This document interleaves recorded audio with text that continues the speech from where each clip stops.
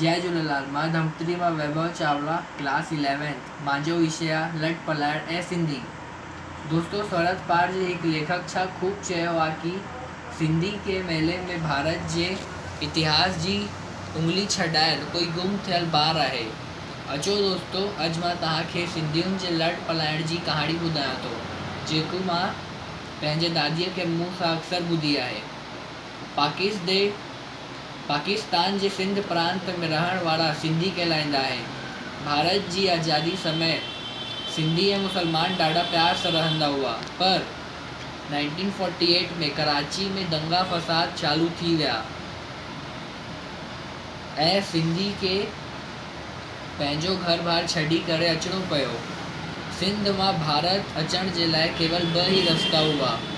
पहिरियों, कराची मां रेलगाड़ी द्वारा रेगिस्तान। ॿियो, कराची मां समुंड जे रास्ते मुंबई या जामनगर। 12 लख सिंधी जोधपुर जे रेलवे स्टेशन ऐं मुंबई जे बंदरगाह खां ॿाहिरि निकिरंदे ई हिकु अहिड़ी दुनिया में अची विया जितां दी ना हुननि खे ॿोली ईंदी हुई, ना ही रहण सहण ऐं ना ही खाइण पीअण जो पतो हुओ। अजनबी देश में अजनबी माण्हुनि सां गॾु हुननि खे पंहिंजी रोटीअ जो जुगाड़ करणो हुओ। सोचो दोस्तों, केतिरो ई कठिन समय हूंदो असांजे वॾनि जे लाइ।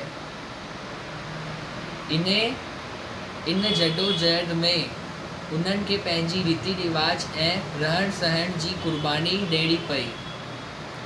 15,000 एकड़ ज़मीन सिंधी रीसेटलमेंट कॉर्पोरेशन द्वारा उन्हनि खे दान में ॾिनी, मगर सिंधियुनि जी बदकिस्मती अचानक इहा घोषणा कई त राजनि द्वारा रिश्तेदारनि खे ॾिनल ज़मीन अमान्य आहे।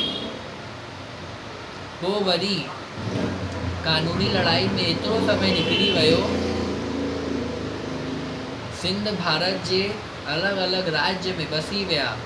इहो आहे दोस्तों सिंधियुनि जे लड़ पलाइण जो इतिहास। सिंध क़ौम दरअसल भारतीय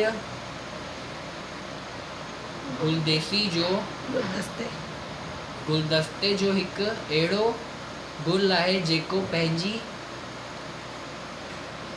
सुगंध सां